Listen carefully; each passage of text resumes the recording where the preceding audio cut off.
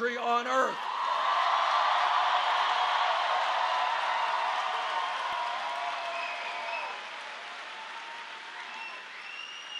We should not be spending $80 billion a year locking up 2.2 million Americans, disproportionately African American, Latino, and Native Americans.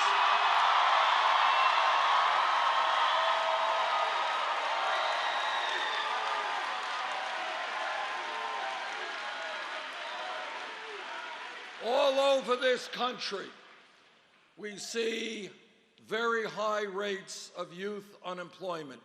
For white kids, 33%, Latino kids, 36%, African American kids, 51%. What we will do is create jobs and education for those young people.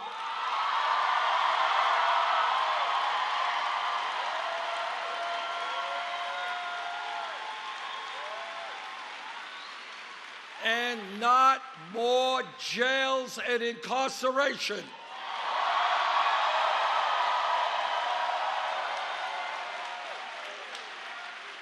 And we are going to create a criminal justice system where unarmed people, often minorities, are not shot by police officers.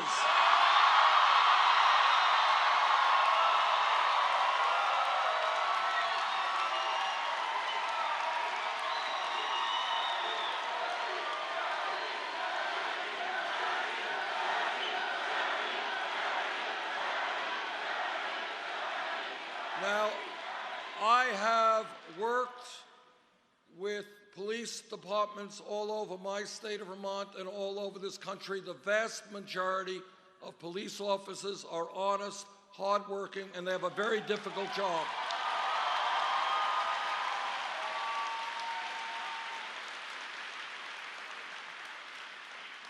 But like any other public official, when a police officer breaks the law, that officer must be held accountable.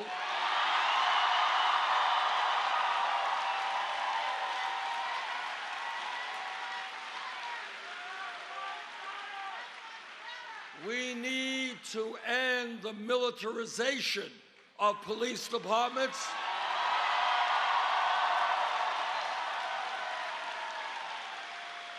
Police departments should not look like occupying armies. They should be part of the communities they serve.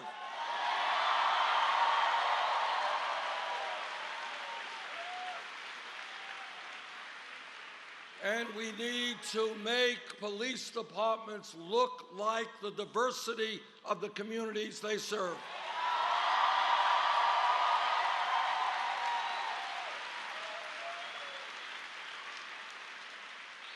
In my state of Vermont, neighboring New Hampshire, and all across this country, we have a major crisis in terms of heroin addiction and drug overdoses.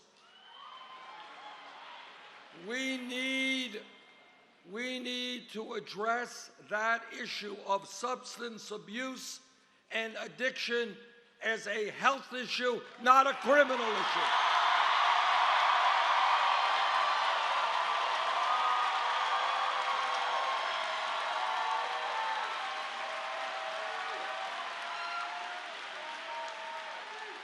We need to rethink the so-called war on drugs.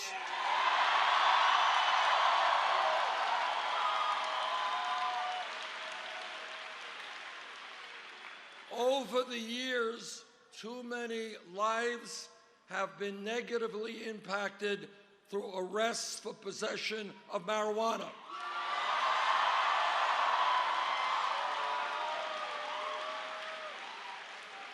Right now, at the federal level, marijuana is considered a Schedule I drug under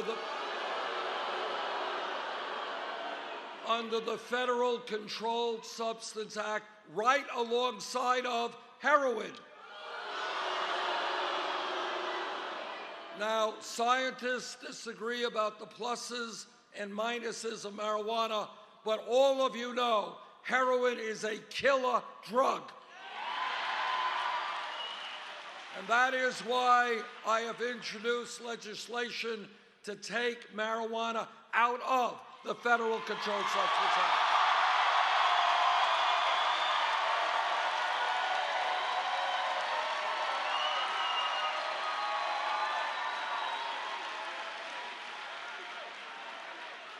Now, I want to just tell you a brief story about what I mean when I talk about a rigged economy, a corrupt campaign finance system, and a broken criminal justice system. I want you to hear this. Last month, Goldman Sachs, one of the large, you know Goldman Sachs, okay. Goldman Sachs, one of the large financial institutions on Wall Street, paid the federal government a settlement fine of $5 billion. They paid that fine because they were selling worthless packages of subprime mortgage loans. Paid a $5 billion fine. Now, all of you know that 8 years ago, this country was plunged into the worst economic downturn since the Great Depression. As a result of Wall Street greed and illegal behavior, we lost millions of jobs, people lost their life savings, people lost their homes. That took place because of the greed and illegal behavior on Wall Street. Now today, now this is the broken criminal justice system. Today, some person in Arizona or Vermont gets picked up with a small amount of marijuana. That person has a police record for the rest of their lives.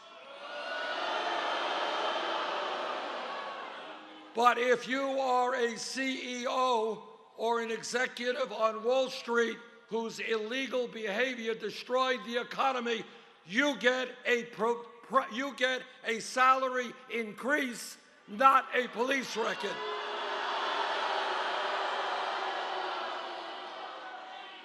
Now, what we have got to do, not going to be easy, but we will do it, is we are going to restore justice to a broken criminal justice system.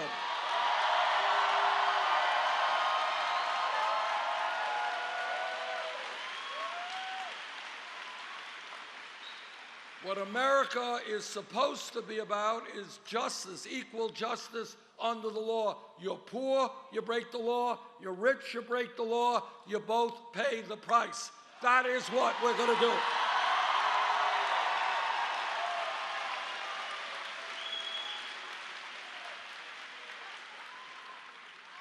This campaign is doing well because we are listening to the American people and not just wealthy campaign contributors.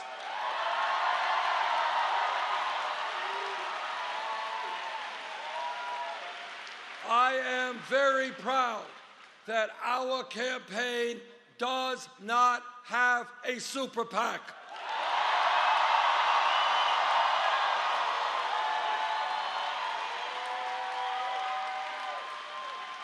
We have received over 5 million individual campaign contributions.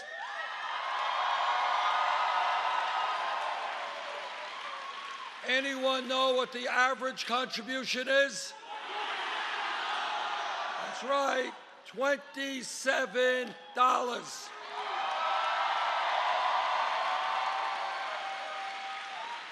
Now, my opponent raises money in a slightly different way.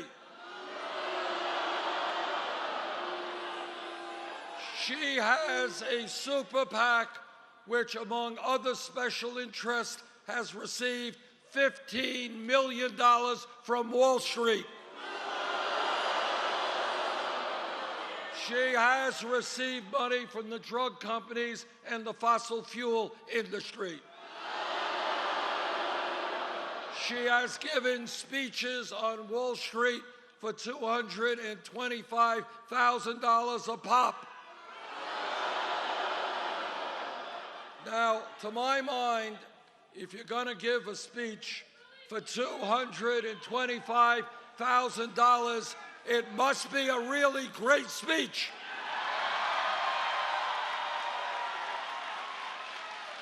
And if it's such a great speech, all of America should be able to read it.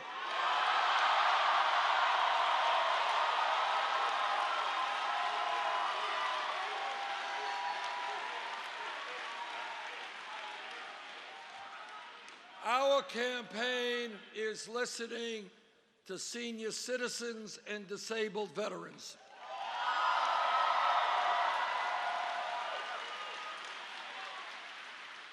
And here is a principle, a bedrock principle of my campaign, and that is we will be judged as a nation not by how many millionaires and billionaires we have, but by how we treat the weakest and most vulnerable amongst us.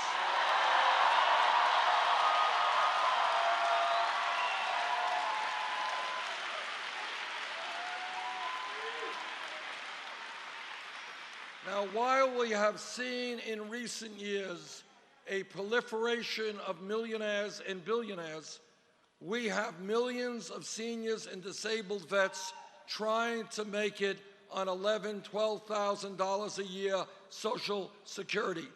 And you know what? Nobody can make it on $11,000, $12,000 a year Social Security.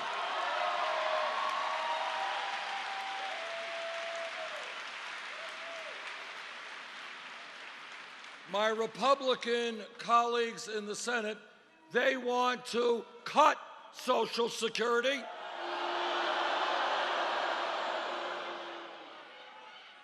And they want to give huge tax breaks to billionaires.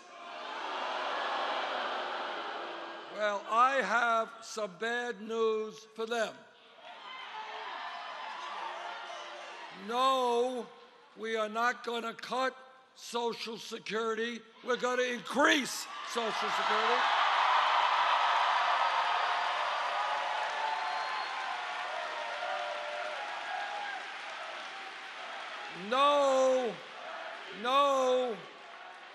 No, we're not going to give tax breaks to Donald Trump and the other billionaires. In fact, they're going to start paying their fair share of taxes.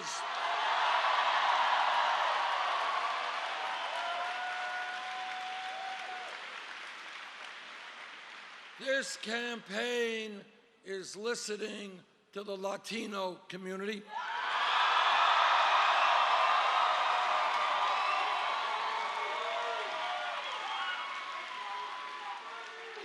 What the Latino community is telling me is they are tired of living in the shadows.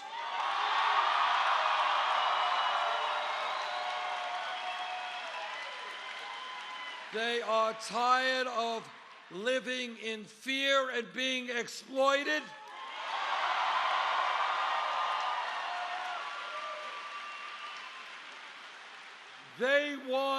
I want comprehensive immigration reform.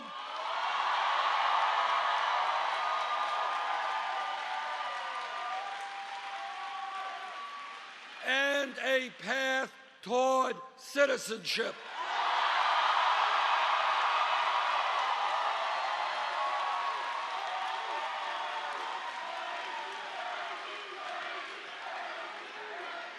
You know, my father came to this country at the age of 17 from Poland, so I know a little bit. I know a little bit about the immigrant experience. And let me just say this. We got 11 million undocumented people in this country. If the Congress does not do its job, I will use the executive powers of the presidency to do it for them.